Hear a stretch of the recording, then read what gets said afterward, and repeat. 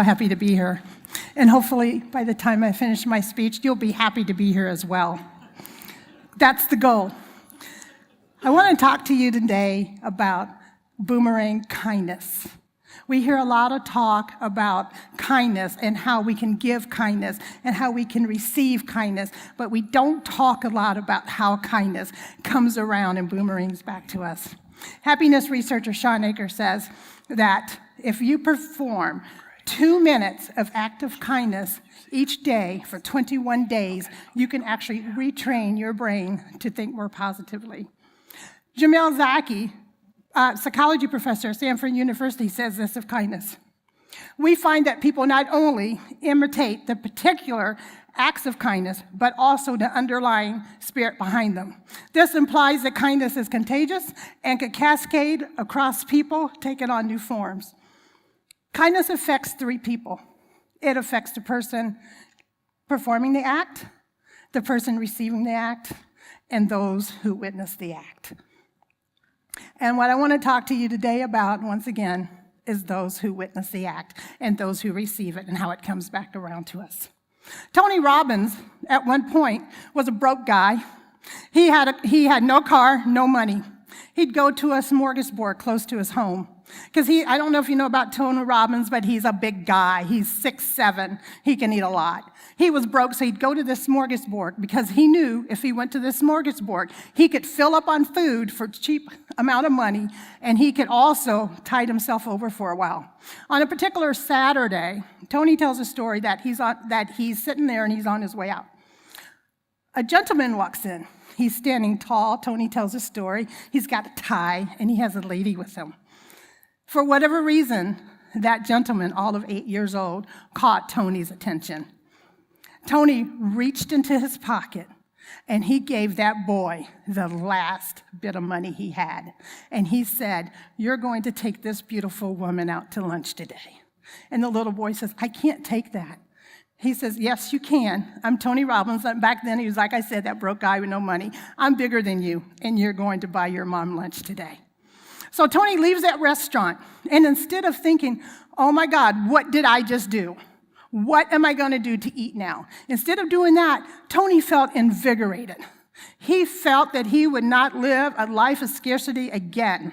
He goes home, and he's reading. He tells a story how he's reading, and he understands, you can fast for a while. I can live off the fat of the land a little bit.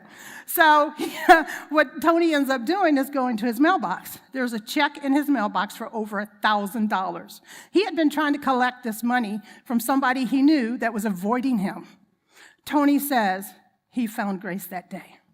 He made it his mission in life to show kindness and generosity to everyone he'd met, and he would never, ever again live in scarcity lifestyle. As we know, Tony Robbins today has affected millions, if not billions of people with his personal development, philanthropy, and generosity towards others. I grew up in a home of kindness. My dad was a Baptist minister. My mother was extremely spiritual. It was not unusual for them to give of their time and of their money. That was just the household I grew up in. I remember one particular day I come home and I can smell my mother's pot roast. Oh my God, I can smell it now. It was wonderful. The vegetables were cooked to perfection. They weren't too crispy. They weren't mushy. My mother had no problem getting a kid in her house to eat vegetables. The meat was soft, and we couldn't wait to dip our bread in it. I was so excited because that was like my favorite meal. I go rushing in the house, smelling this, and I'm like, "Mom, I'm so glad you fixed our favorite meal tonight." And she said, "This isn't for us." She says, "I'm preparing this for the family down the street." In my young mind, 6, 7 years old, I was quite distraught. I was like, "Mom, how could you do that to us?" She said, in her kindest way, as my mom often did, she would say, "Victoria, you can have pot roast any day of the week. The neighbors may not eat any dinner all week." My mother took me with her when she dropped off that pot roast. I will never forget that little boy's face when he realized that dinner was for him. And I'll never forget that woman as she cried, the mother, as my mother handed her that pot roast. I knew at that time, even in my young mind, that I needed to be like Mama and Daddy, and I needed to show kindness, and I need to be generous to people that I met and do anything that I could to help people. In 2006, we moved into an attached condominium. There was a lady who lived next door to us. This lady who lived next door to us, she didn't have any children, and she would glare at my children to the point to where my children were afraid of her.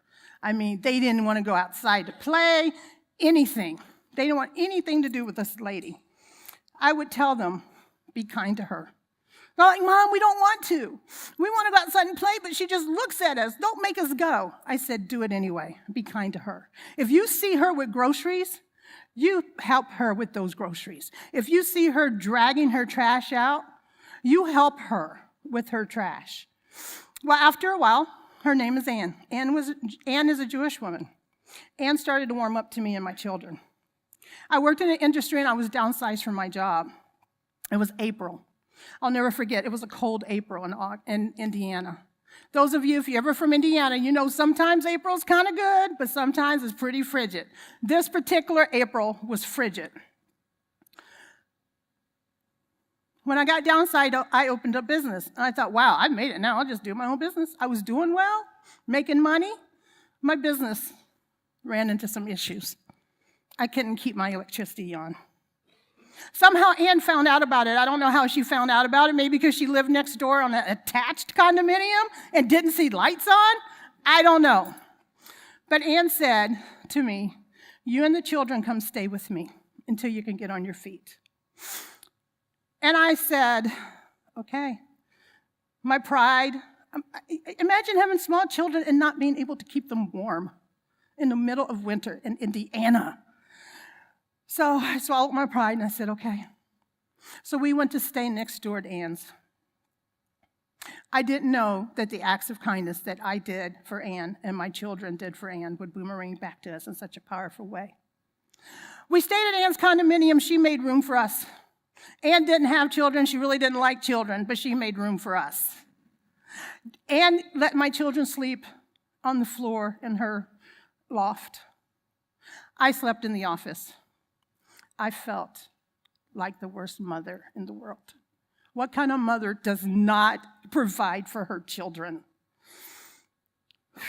Tough times. Mother's Day rolls around, and I just want to hide. I want to go under a rock and hide. But that was not the case that Mother's Day. Ann had the children call me out of the room.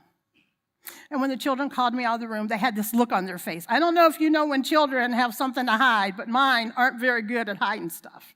I got y'all, I know, right? So they had something behind their back. And the children presented me with a card that said, you are the best mom. And they presented me with a little tea rose. And it was in a little pink pot. And these are children sleeping on the floor.